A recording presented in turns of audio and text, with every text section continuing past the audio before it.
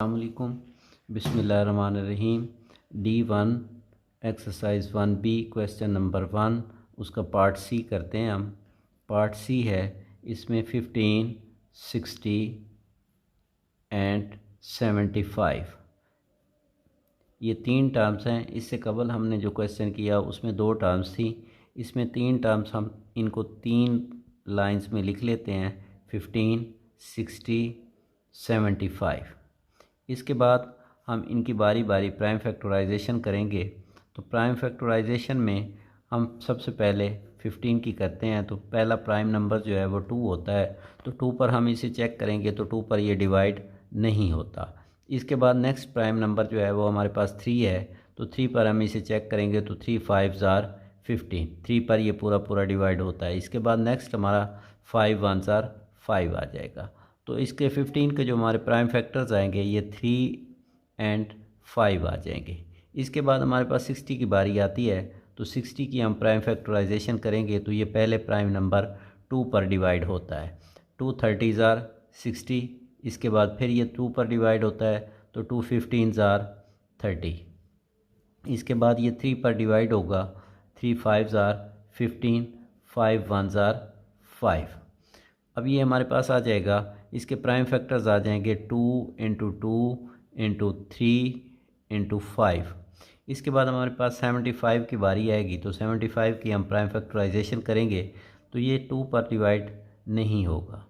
इसके बाद ये हम इसको नेक्स्ट प्राइम नंबर 3 पर चेक करेंगे तो 3 पर ये डिवाइड होता है, 3 2 ज़ार 6, 3 5 ज़ार 15।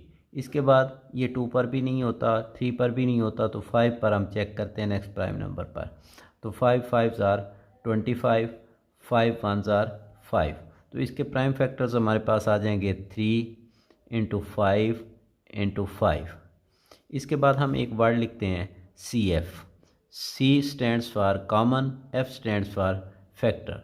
तो इन तीनों में हम कॉमन फैक्टर देखते हैं। तो पहले में 3 है, दूसरे में 3 है, तीसरे में 3 है। तो तीनों में 3 है तो ये 3 हमारा कॉमन फैक्टर आ जाएगा। इसके बाद हम नेक्स्ट देखेंगे तो नेक्स्ट हमारे पास 5 भी तीनों में मौजूद है, तो 5 भी हमारा कॉमन फैक्टर आ जाएगा। तो हम इसको 5 भी लिख देंगे, 3 इंटू 5। अब हम इसका HCF लिखेंगे तो HCF 3 5 ज़ार 15 हो जाएगा। अब 15 एक ऐसा डिजिट है जो इन तमाम नंबर्स को मुकम्मल तौर पर डिवाइड करता है विदाउट रिमाइंडर। तो ऐसा नंबर जो किसी नंबर को कम्प्लीटली डिवाइड करे वो उसका HCF होता है।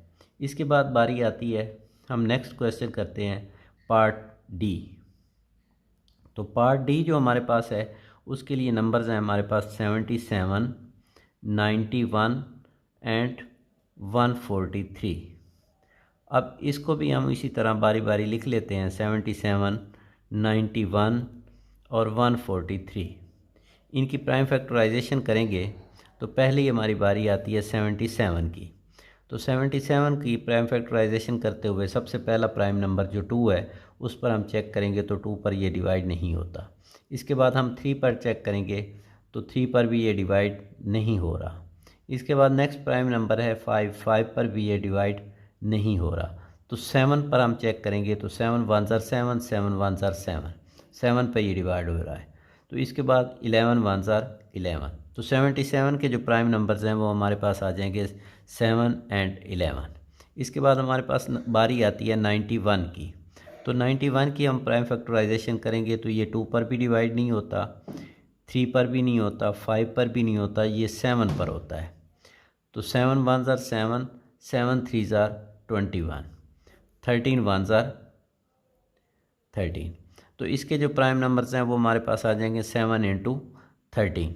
इसके बाद बारी आती है 143 की। अब 143 जो है ये ना तो 2 पर हो रहा है, ना 3 पर हो रहा है, और ना ही ये 5 और 7 पर हो रहा है। ये हमारे पास नेक्स्ट प्राइम नंबर 11 पर होगा। 11 1 ज़ार 11, 11 3 ज़ार 33। इसके बाद 13 1 ज़ार 13। तो हमारे पास जो इसके नंबर्स आए, प्राइम नंबर्स आए हैं वो आए हैं 11 इंटू 13। अब हम इसका CF देखेंगे तो CF में हम पहले दो नंबर 77 और 91 को देखेंगे तो उनमें 7 कॉमन है। दूसरे दो नंबर्स हम देखेंगे 91 और 143, तो इनमें 13 कॉमन है। और अगर पहला और तीसरे को देखेंगे तो उन दोनों में 11 कॉमन है। इन तीनों नंबर्स में कोई ऐसा डिजिट नहीं है जो इसमें कॉमन हो, तो हम इसका जो रिमाइंडर के तौर पे 1 आ रहा है तीनों डिजिट में, तो ये तीनों डिजिट में ये रिमाइंडर वाला जो डिजिट है ये 1 कॉमन है, तो इसका जो HCF है ये हमारे पास 1 आ जाएगा, क्योंकि इसका कॉमन फैक्टर जो है वो 1 बन रहा है जो रिमाइंडर के तौर पर आ रहा है।